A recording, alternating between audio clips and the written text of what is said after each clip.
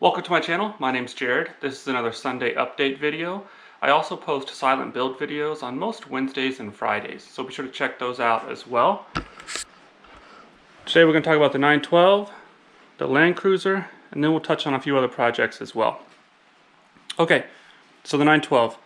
For those of you who don't know, this is my 67 Porsche 912. I've had this for quite a while, long before I started the channel. I bought this non-running. It had sat for 20 some years. The bumpers were painted black. It had the wrong engine in it. It barely ran. It wasn't drivable at all. The brakes didn't work. It needed a lot of work. The front trunk lower area was rusted out, so I had to replace that. I had to patch some holes in the floor, all new brakes, completely new engine. The interior is mostly original. Actually, I think the interior is basically all original. The carpet even is original. The mats are original. Seats are original. Have some tears, but they're original. The dash trim was missing, so I had to get a new aluminum piece of metal for the dash. And somebody has recovered the dash in the past. But other than that, it's pretty much original inside. The paint is the original color, and this is the original. Well, I don't know for sure if that is, but some of the paint, like this, is original here, and under the hood and trunk, that's original paint. But the outside has been resprayed a long time ago. They didn't do a very good job, and it also has rust that I don't plan on fixing. So the fender has some bad rust. I actually have new fenders, which this was a 1 year only. This curve on the fender is a 1 year only, but I have brand new fenders correct for this car if I ever do choose to paint it, but I probably won't. I kind of like that it looks old. But anyway, so this is my 912. Like I said, 67, Bahama yellow. I love this car. I drive it quite a bit, or at least I have in the past. Recently I've been driving the Honda mostly. But anyway, this is a great car. Since, you know, it's a new year, I needed to start changing the oil on some of these cars. It's a good time to do it so I don't forget. So I brought this car in, did an oil change, and took it for a nice drive. So I made a video out of that. So you would have seen, that would have come out this past Friday. So hopefully you saw that. If not, you should check it out. But yeah, so this is my 912. I just, there is a video showing the build process for this car, but like I said, it was long before I started this channel, so I didn't film it. I just took a lot of photos. So there is like a photo collage video showing all the work that was done to this car. And then I do have a few other videos. I have at least one other drive video with the car. But yeah, basically this one is in the shop right now, so I wanted to kind of go over that real quick. So next up, we will talk about the Land Cruiser. And okay, so here's the Land Cruiser body. So if you saw my last build video on this one, you would have seen that I got this quarter panel installed. I did this weld along here and all this back here. I still have some cleaning up to do around here.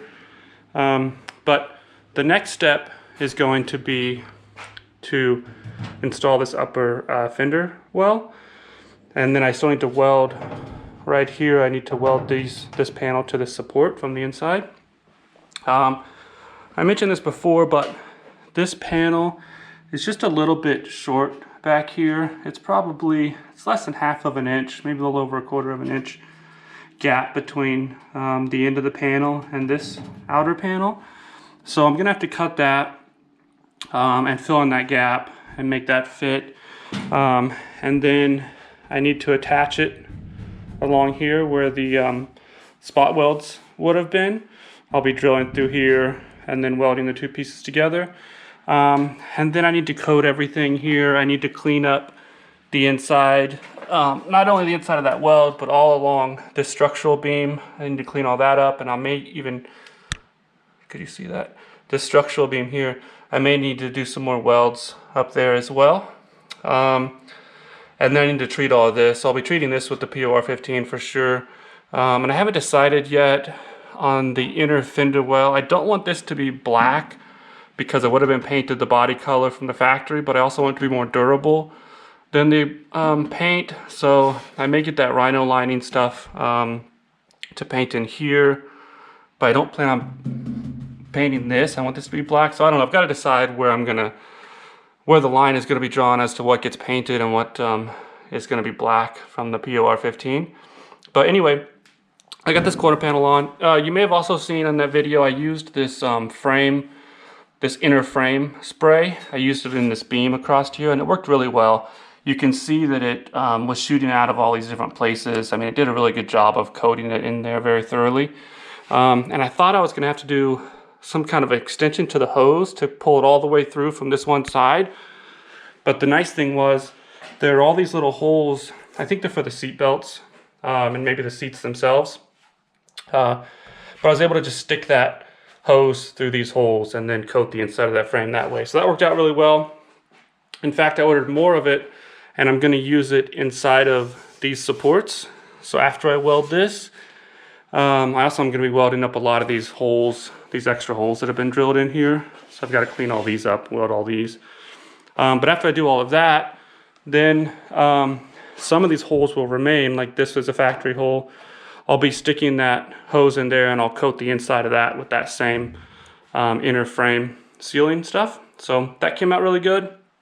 But basically, I didn't expect this to be so many videos, and it's kind of dragging on now. So the next video will definitely be me finishing up this quarter panel. I'll be taking this out, cleaning all this up, attaching this permanently, and that'll be done for sure in that video. And if there's enough time, I'll do this side as well. I still have to remove this one, and I still have to patch this hole and clean the inside of this up, and then install this new upper fender panel.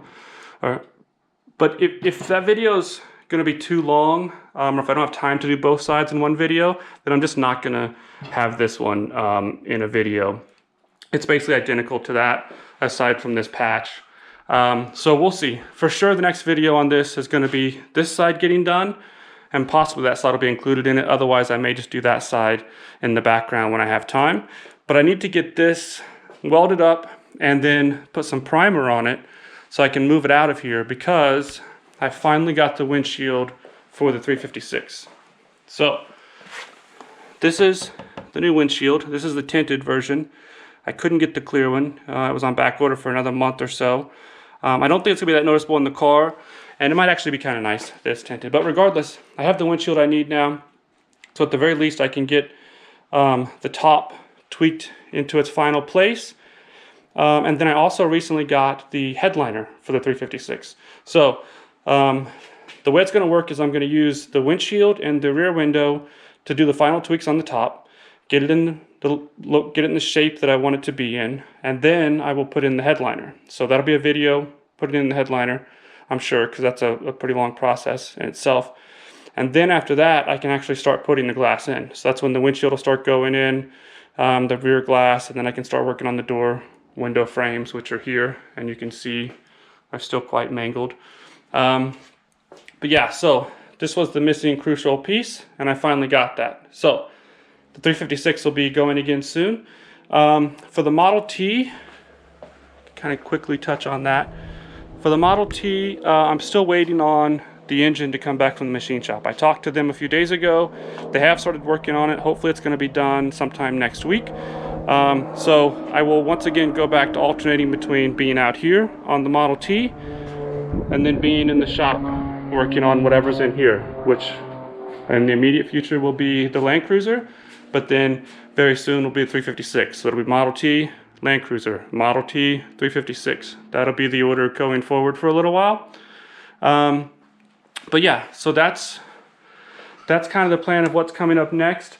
Also, I've got some comments about how I should be using like an air grinder, like a die grinder, and a small sanding disc on this, and that's a great idea. And I have a die grinder, but I've never used it because my compressor really couldn't keep up with it. For one, it's really noisy, and it couldn't run the tools for very long before I'd have to shut it off and let it cool and let it refill up. But that's no longer the case. I just a few days ago got this new compressor in that I ordered. And this thing is not only extremely quiet, but it also can run nonstop all day long. It never has to stop to refill. It can produce air faster than you can use it. I could run a sandblast cabinet off of it. I can now paint more than just one small panel at a time, which is what I was limited to with the old compressor. So this is going to, I think, be a little bit of a game changer, and it's a perfect time because not only will I be able to use it for grinding now to clean these welds up, but more importantly, I can use it when it comes time to do all the sanding on this. In the past, I've always been limited to how much sanding I could get done because of the compressor. So now I won't have that limitation. So I'm excited about that.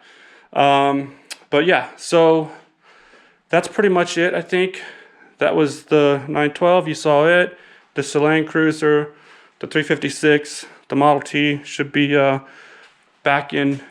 I should be making a video on that one again very soon.